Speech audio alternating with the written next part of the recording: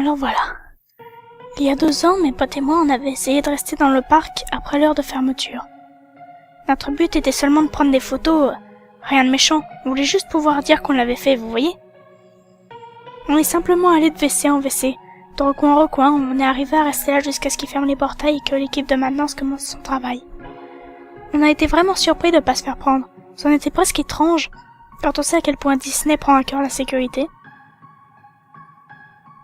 Nos cœurs battaient comme si nous étions fous et on s'est assis là pendant un moment, cachés derrière une pierre tombale pas loin du manoir hanté.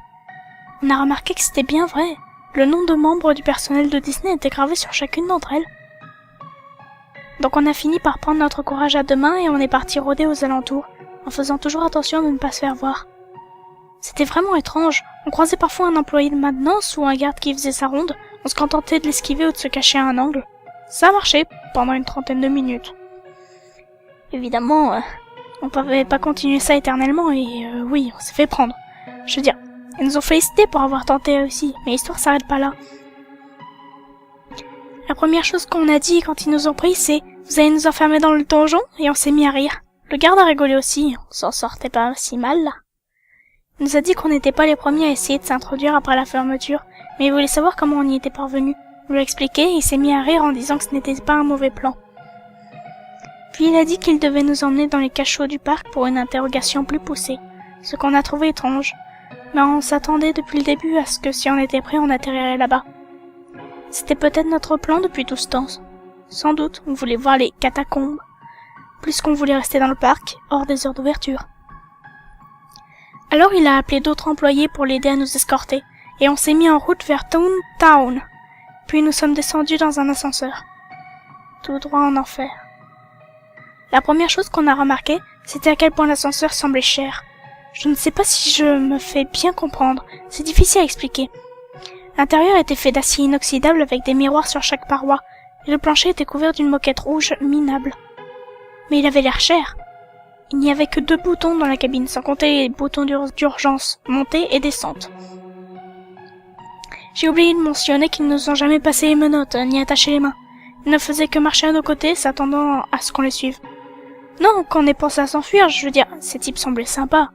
Comment on aurait pu s'attendre à ce qu'elle les suivre? L'ascenseur s'est arrêté, on a emprunté ce couloir immaculé, qui empaumait la javel. Il n'y avait aucune porte de quelque côté que ce soit. Un couloir entièrement vide et uni.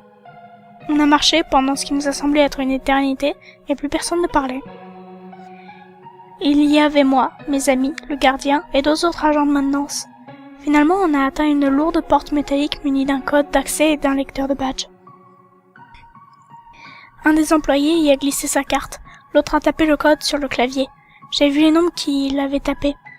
1, 2, 1, 5, 6, 6. Si je m'en rappelle encore, c'est ce que j'ai découvert plus tard, à quel point ces chiffres étaient chargés de sens. Et quand j'y repense, ça me fait rire. C'est vraiment étrange que j'arrive à rire de ça en y repensant. Ils nous ont conduits, moi et mes amis, vers un autre corridor. Celui-ci avait plusieurs portes aménagées de chaque côté. Chaque porte avait une petite fenêtre de plexiglas, de 25 cm de côté. En haut à droite, on aurait dit que le service de psychiatrie d'un hôtel. Pour être honnête, pas tellement une prison. Puis on est arrivé à la salle 1901, et s'y trouvait un unique bureau, avec 3 chaises apprêtées pour moi et mes 2 amis. Puis ils nous ont laissés seuls ici, fermant la porte derrière eux. On s'est assis sur les chaises comme des gamins obéissants et on a attendu leur retour, mais ils ne sont jamais venus. On a patienté 2 heures et on n'a vu personne. Tim s'est approché de la porte, et curieusement elle n'était pas verrouillée. Il l'a pas ouverte, cependant. Il craignait qu'il y ait un garde dehors et qu'il pense qu'on cherchait à s'échapper, et on ne voulait pas chercher plus d'embrouille.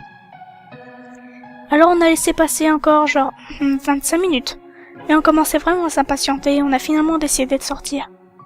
Le couloir était aussi vide que tout à l'heure, aucun signe de vie. On a commencé à appeler. « Ouais, y a quelqu'un ?» Personne n'a répondu à nos appels. On a remarqué que des caméras de surveillance étaient placées au-dessus de chaque porte, et on s'est demandé s'il y avait la moindre âme qui vivait dans cet endroit. On aurait dû partir sans hésiter, mais encore une fois, comment on aurait pu savoir à ce moment que c'était le mieux à faire? Toutes les portes se ressemblaient et toutes portaient un numéro propre. Ils n'étaient pas dans l'ordre, les nombres étaient dispersés. Par exemple, notre cellule était la salle 1901, mais la porte suivante était le numéro 1205. On y a un peu réfléchi et on a fini par supposer que le numéro était attribué au hasard. On marchait le long de ce couloir sans vraiment savoir où on allait, ce qu'on espérait trouver, ou simplement si ça avait de l'importance. Guy a décidé qu'on devrait juste partir. D'après lui, s'ils avaient vraiment besoin de nous ici, ils seraient revenus. Et c'était peut-être juste une tactique pour nous effrayer. Ils voulaient sans doute juste nous faire croire qu'on avait été arrêtés, et ils nous attendaient dehors en rigolant. J'étais vraiment là, tout ça. Tim, lui, était resté calme pendant ce temps, se contentant de hocher la tête de temps en temps, et il était plus intéressé par les petites fenêtres qu'il y avait dans le coin des portes. C'était pas une bonne idée. J'essayais de lui dire, bien sûr, mais on n'écoute pas sa raison quand on flippe, comme on flippait à ce moment. Et là, on flippait à mort. Les caméras au-dessus des portes avaient un système de détection du mouvement et suivaient nos errements à travers le couloir du désert. Une petite lumière rouge en dessous de l'objectif clignotait à chaque seconde. On n'entendait pas un bruit à part notre respiration. Et puis, c'est arrivé. On avait atteint le bout du couloir. Malheureusement, la porte avait un autre code. J'ai essayé celui d'avant, celui que je les avais vus entrer tout à l'heure, mais il était invalide. À ce moment précis, les lumières se sont éteintes et on a entendu les portes. Oh, bon Dieu. Je les revois encore aujourd'hui. Ces putains de portes se sont ouvertes, toutes alignées le long des murs. Elles ont produit un grincement, puis un grand fracas comme si elles se heurtaient avec force le mur derrière elles. Comme je l'ai dit, après avoir tapé le mauvais code, les lumières se sont éteintes et les portes se sont ouvertes, sauf celle avec le code. On avait aussi remarqué qu'au moment de l'ouverture, un peu de lumière s'échappait par les portes. On est resté là, abasourdi pendant 5 bonnes minutes, sans savoir quoi faire. On a supposé qu'on venait d'enclencher une alarme et que c'était juste le protocole. Une manœuvre normale en cas d'évasion. Qu'est-ce qu'on était supposé penser? Alors on est retourné sur nos pas en s'éloignant de la porte verrouillée. Pour une raison ou une autre, on s'est mis à paniquer et on était pris d'une envie de courir. On ne s'est pas concerté. C'était comme si, à ce moment précis, on avait tous su ce qu'on devait faire. L'instinct, c'est comme un bébé gazelle qui sait quand fuir le lion. On était dans la tanière du lion d'ailleurs. On n'a pas commencé à regarder par les portes avant d'en avoir dépassé une dizaine. Devant chaque ouverture se tenait un personnage en costume. On a couru devant des Donald, des Mickey, des Dingo, des Pluto et tous les autres personnages de Disney. C'était dément et on a crié aussi fort que nos poumons le permettaient. Je sais ce qu'on dit, ne regarde jamais derrière toi quand tu cours, mais je l'ai fait. Ils quittaient leur cellule et nous suivaient. Ils ne couraient pas et se contentaient de marcher normalement. C'est ce qui rendait ça encore plus terrifiant, presque comme s'ils savaient qu'on avait nulle part où aller. Aujourd'hui, je me demande si tout ça n'était pas dans ma tête, juste à cause de la peur, de la pure panique qu'on vivait à ce moment. Mais je le jure sur ma vie, que j'ai entendu se jouer It's a small, small world à travers un interphone. J'ai une grande peur des poupées, et l'attraction m'a toujours effrayée. Et maintenant que je les voyais, ces petites poupées mécaniques se tenant dans l'encadrement des portes alors qu'on passait, les personnages en costume nous suivaient toujours. Les poupées ne nous pourchassaient pas. Dieu merci. Je crois que j'aurais fait une attaque si je les avais vues suivre l'escorte. Ça n'arrangeait pas tant que ça les choses. Je veux dire, combien de fois avez-vous été suivis par un groupe de gens costumés apparemment disposés à vous dévorer vivants? Du moins c'est ce que je me disais pour me persuader de continuer de courir. S'arrêter signifiait se faire dévorer par un putain de note de Donald Duck.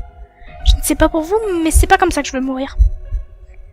Tim pleurait, transpirait, respirait fort. J'ai tourné la tête pour voir si on était toujours suivis. Bien sûr, on l'était.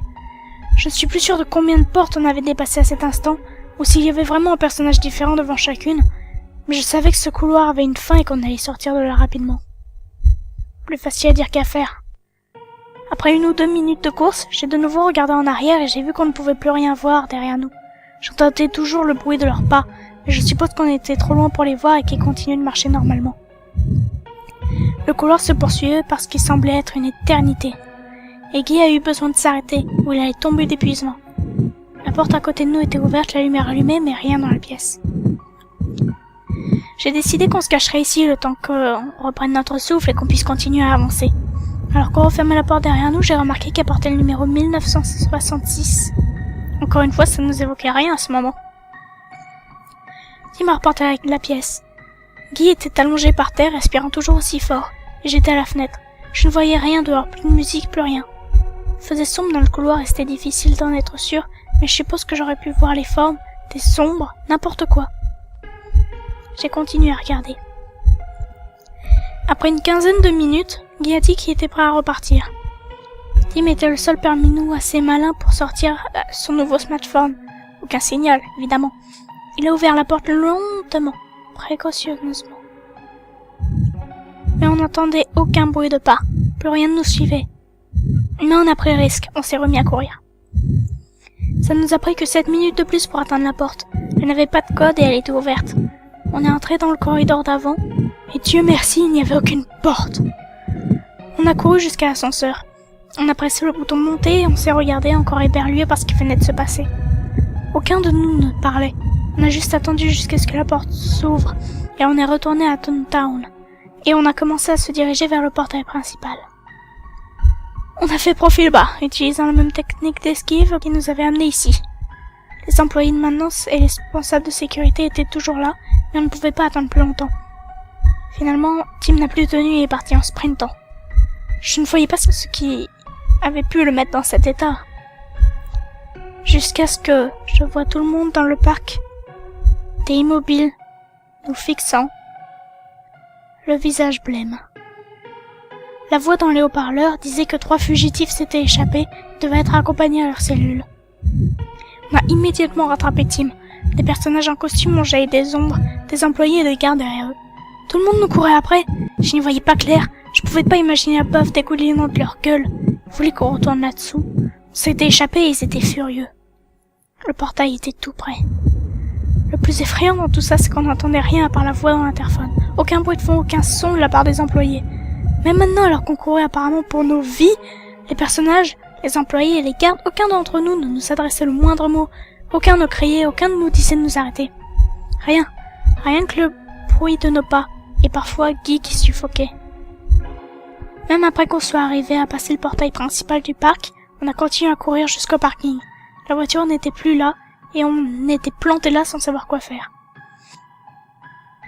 On a continué à pied sur la route pendant des kilomètres, en s'arrêtant parfois pour reprendre notre souffle. On a continué jusqu'à atteindre une petite station-service, où Tim a réussi à appeler un taxi. Il nous a rencontrés à l'hôtel où on dormait. On a payé la course et chacun est retourné dans sa chambre. Finalement, le lendemain, on a reçu un appel du bureau d'accueil de l'hôtel, et on s'est présenté en bas. Il y avait des officiers de police qui nous attendaient. Ils nous ont dit que notre voiture avait été mise à la fourrière et on a dû payer l'amende. Ils ne nous ont rien demandé de plus, et on ne s'est pas embêté à dire à la police ce qui nous a été arrivé hier. Même maintenant, des gens qui n'ont aucune raison de ne pas me croire continuent de le faire.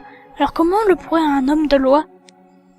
On ne les a pas ennuyés avec ça. On a juste payé l'amende et on est rentré chez nous. Pendant tout le trajet du retour, personne n'a parlé de ce qui s'était passé. Ce n'est que 2 semaines après que je me suis mis à chercher les numéros dont je me souvenais. Simple curiosité, je suppose. Comme vous le savez sans doute, Walt Disney est né le 5 décembre 1901. La chambre où on se trouvait était la 1901, et celle d'à côté, la 1205. De plus, il est mort le 15 décembre 1966, ce qui était le code que l'employé avait entré pour nous conduire dans le couloir principal. Quelle étrange coïncidence, je me suis dit. Est-ce que tout ça est bien vrai? J'en sais rien. Peut-être que c'était juste notre imagination. Nous étions fatigués. Il était à peu près 1h du matin quand on s'est échappé. Alors c'est possible que ce soit ça. N'empêche, j'oublierai jamais ça. Je ne suis plus revenu depuis.